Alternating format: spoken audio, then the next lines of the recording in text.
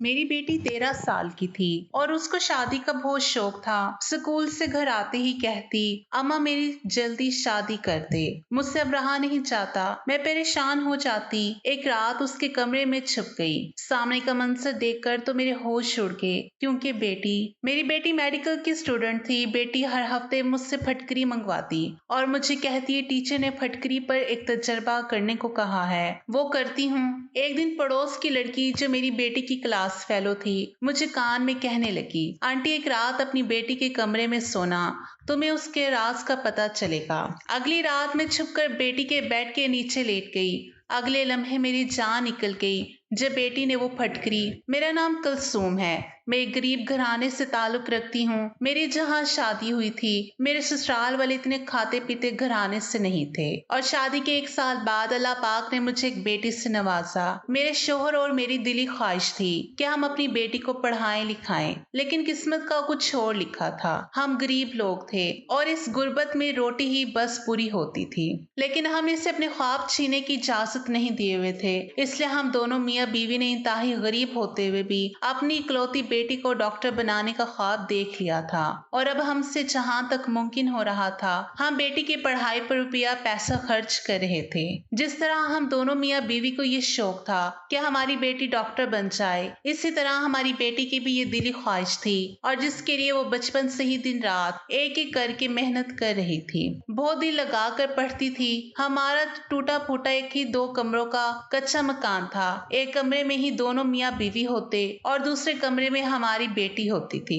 अक्सर औकात बेटी के कमरे की लाइट सारी सारी रात जलती रहती थी और हमारा ख्याल था कि इसकी पढ़ाई इतनी मुश्किल और इतनी ज्यादा होती है कि इसे रात रात भर जागना भी पड़ता है और अपनी बेटी को इस तरह मेहनत करते देखकर हम इस पर बहुत फख्र भी होता था। एक तो हम थे गरीब, दूसरा हमने सिर्फ अमीरों वाला ख्वाब देखा था,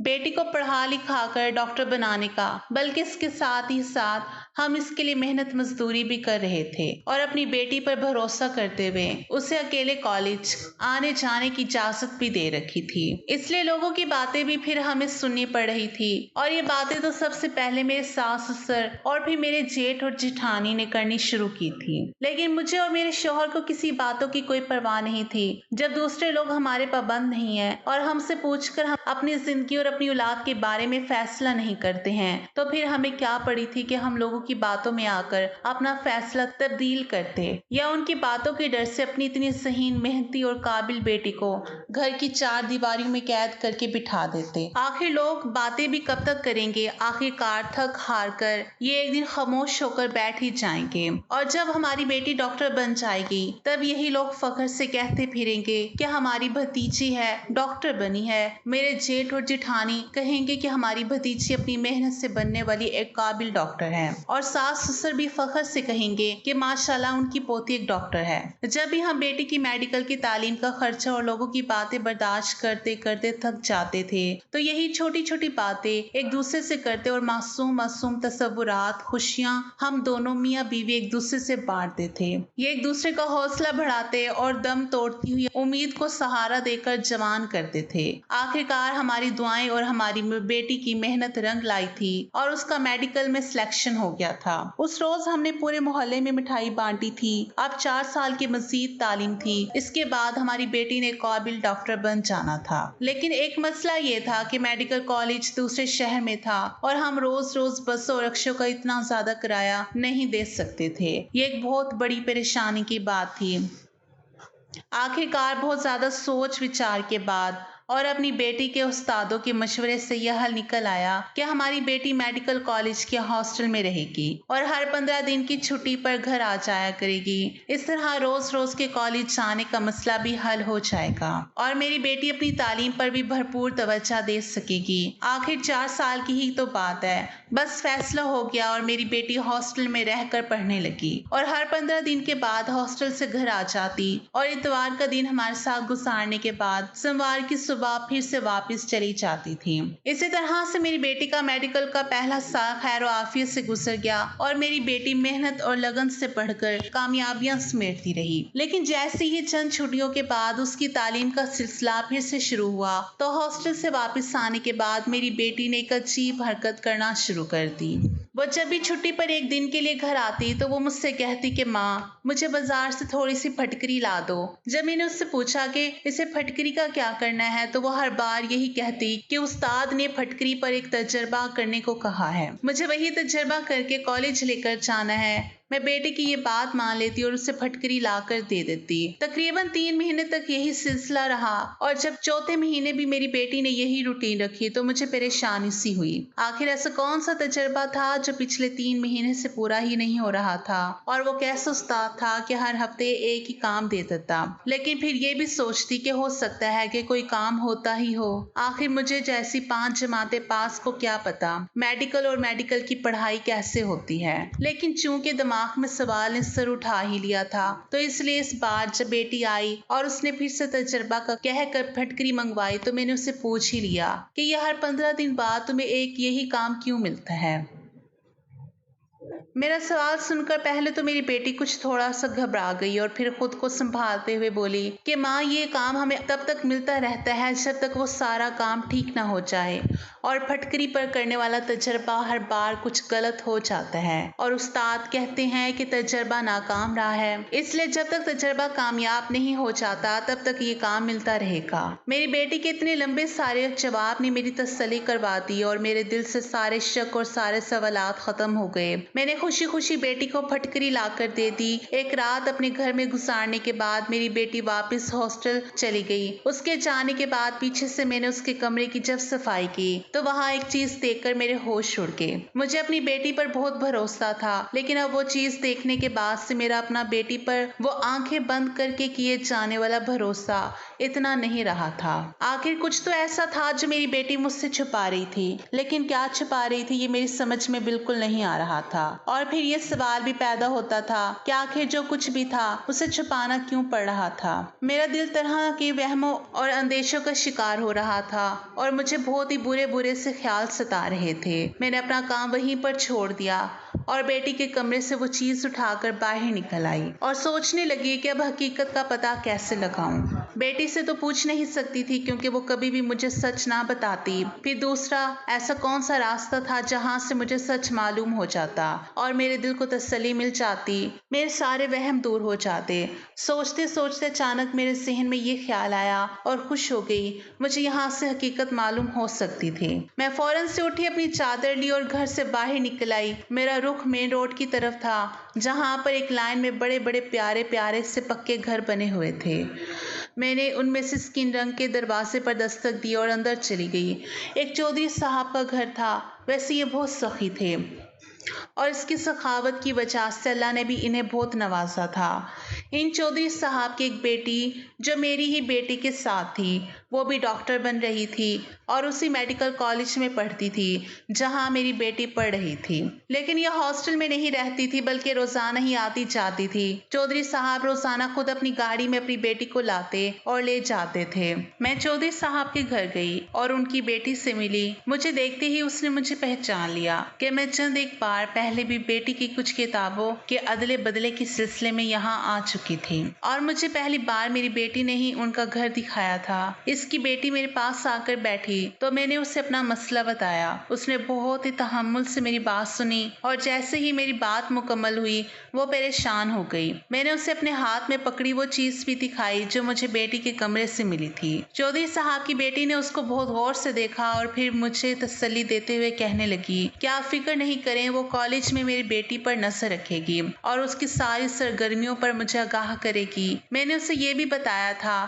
میری بیٹی ہر 15 دن بعد مجھ سے یہ کہہ کر پھٹکری منگواتی ہے کہ اسے کوئی پریکٹیکل کرنا ہے۔ اسے یہ سن کر بھی حیرانگی ہوئی اور وہ کہنے لگی کہ انہیں ایسا تو کوئی کام نہیں ملتا۔ اب تو میرا شک یقین میں بدل گیا تھا کہ کچھ نہ کچھ غلط ضرور ہے اور میری پریشانی میں یہ ایک دم اضافہ ہو گیا تھا۔ اگر میری بیٹی پڑھائی سے ہٹ کر غلط کاموں میں پڑ گئی تھی تو پھر یقیناً بدنامی اور رسوائی کے ساتھ ہی ساتھ لوگوں کے طعنے بھی ہمارے گھر تک پہنچنے والے تھے۔ میری غیر حالت دیکھ کر چودھری صاحب کی بیٹی نے مجھے تسلی دی اور کہا کہ میں فکر نہیں کروں، وہ ضرور اصل بات معلوم کر لے گی اور اگر کوئی غلط بات ہوئی تو میری بیٹی کو باز رکھنے کی بھی کوشش کرے گی۔ اس نے مجھ سے کہا تھا کہ میں وہ چیز وہیں واپس بیٹی کے کمرے میں رکھ دوں جہاں سے وہ مجھے ملی تھی تاکہ میری بیٹی کو یہ شک نہ ہو ہمیں کسی بات کا علم ہو گیا ہے۔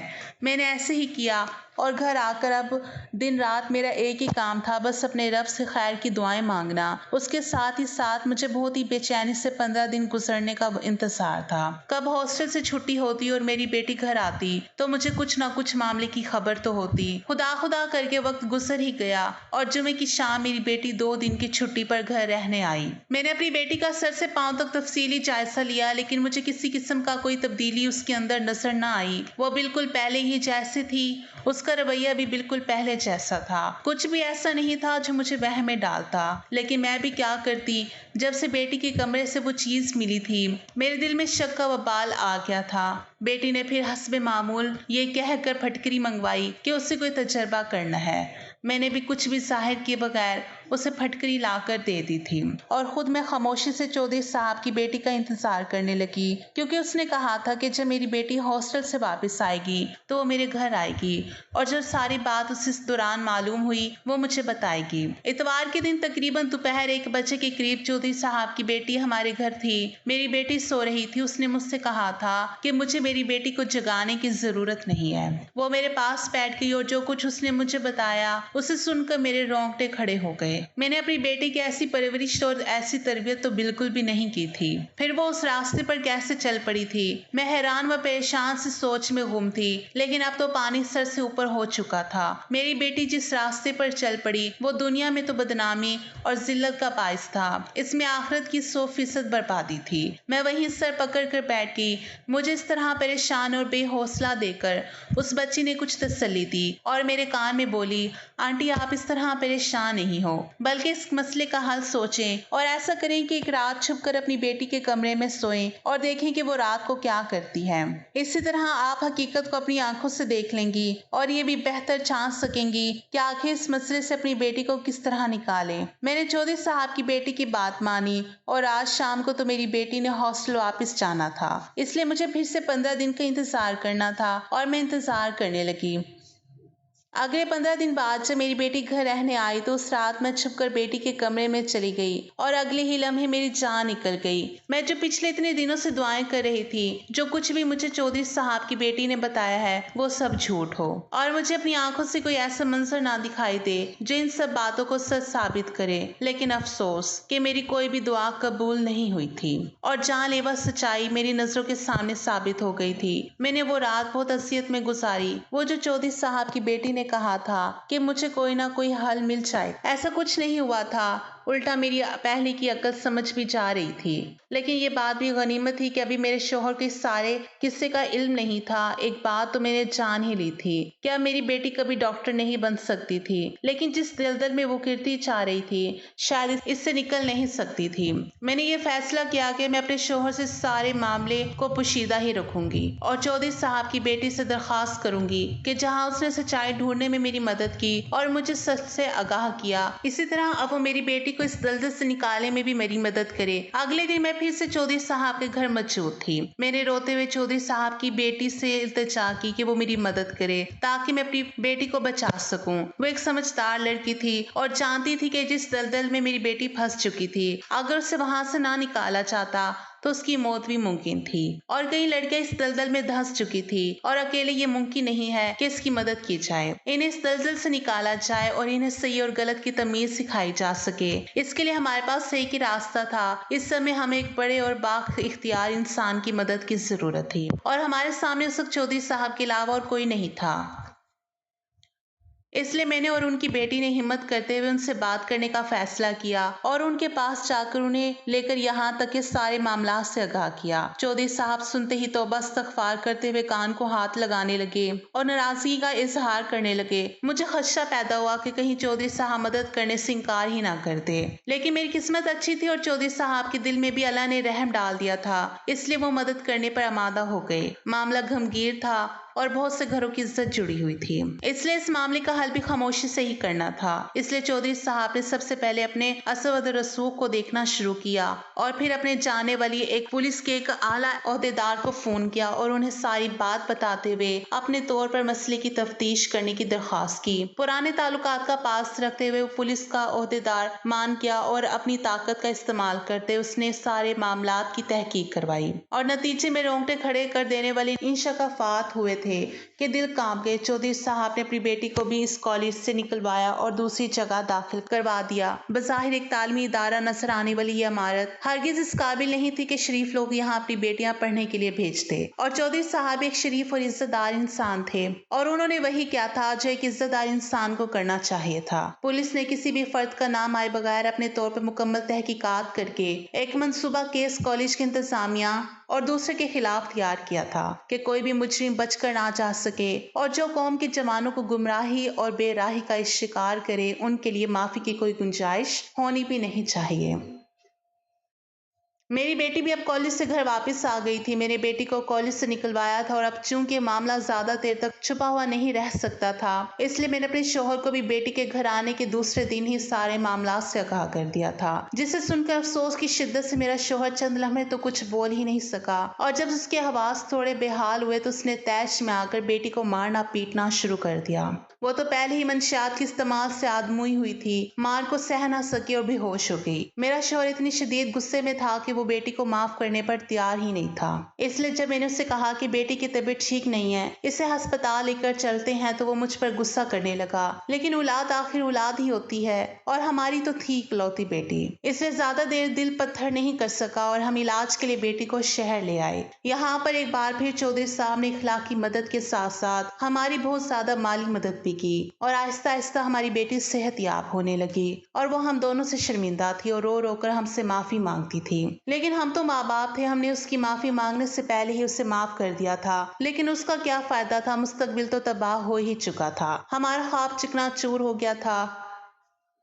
ہماری بیٹی کبھی ڈاکٹر نہیں بن سکتی تھی، اس پر خرچ کرنے کے لیے ہمارے پاس مزید رقم نہیں تھی، اور نہ ہی ہمیں پہلے جیسے اعتبار تھا۔ دراصل جب میں نے اپنی بیٹی کے کمرے کی صفائی کی تو مجھے اس روز صفائی کرتے وقت کچھ پڑیاں نظر آئی۔ آخر یہ سب کیا تھا اور کہاں سے آیا تھا، کیونکہ میں نے تو اپنی بیٹی کو کبھی یہ سامان خرید کر ہی نہیں دیا تھا۔ لیکن اسے کھول کر دیکھتے ہی میرے ہوش اڑ گئے تھے، وہ ساری منشیات کی پڑیاں تھی، اور کھول کر دیکھنے پر وہ پھٹکری ہی لگتی تھی۔ منشیات کا میری بیٹی سے کیا کام؟ کیا یہ بھی میڈیکل کی پڑھائی میں کسی تجربے کے لیے چاہیے ہوتی ہے؟ بس یہی پوچھنے اور اپنے دل کی تسلی کے لیے میں چودھری صاحب کی بیٹی کے پاس چلی گئی، لیکن اس نے مجھے بتایا کہ منشیات تو کیا، انہیں تو کبھی پھٹکری کی بھی ضرورت نہیں پیش آتی تھی۔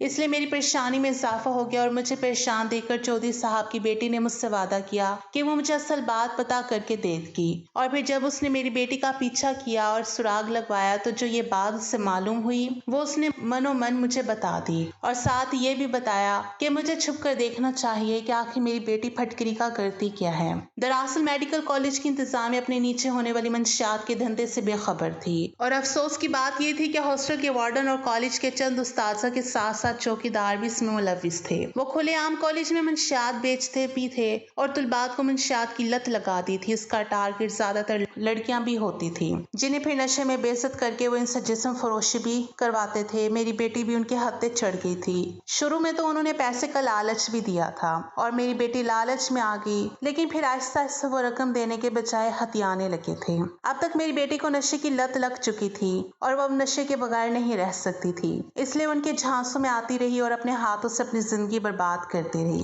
قصہ مختصر کہ میری بیٹی کی طرح اور بھی بہت سی میڈیکل کی طلباء اس نشے کا شکار ہو چکے تھے، اور ان کا استعمال کرتے ہوئے جرائم پیشہ لوگ خوب دھندا چمکا رہے تھے اور اپنے والدین کا خواب اور ان کی قربانیاں بھول ہی چکی تھیں۔ لیکن ابھی اتنی انسانیت اس میں باقی تھی کہ وہ براہ راست ہمارا دل نہیں دکھانا چاہتی تھی، اس لیے جو بھی منشیات کی پڑیاں گھر لاتے ان میں پھٹکریاں پیس کر اس طرح ملا دیتے کہ دیکھنے پر منشیات نظر نہ آئے اور اس کا نشہ بھی پورا ہوتا رہے۔ اس لیے وہ مجھ سے میڈیکل کے تجربے کا کہہ کر پھٹکری منگواتی اور اس طرح سے استعمال کرتی۔ اس رات جب میں بیٹی کے کمرے میں سوئی تو میری بیٹی وہی پھٹکری پیس کر منشیات کی پوڑیوں میں ڈال رہی تھی۔ اس سے نہ تو منشیات کالج میں پکڑی جاتی تھی اور نہ گھر پر، لیکن اس روز میری بیٹی وہ منشیات کی پوڑیاں گھر پر بھول گئی تھی، اور پھر کھلتے کھلتے ساری حقیقت کھلتی چلی گئی۔ لیکن افسوس کہ یہ بات تب کھلی جب پانی سر سے اوپر جا چکا تھا اور میری بیٹی کا مستقبل برباد ہو چکا تھا۔ اب وہ بے حال ہو چکی تھی، اس نے منشیات بھی چھوڑ دی ہے، لیکن اس کے ڈاکٹر نہ بن سکنے کی وجہ سے محلے دار اور رشتے دار آج بھی تانے دے کر ہمارا دل چلاتے ہیں۔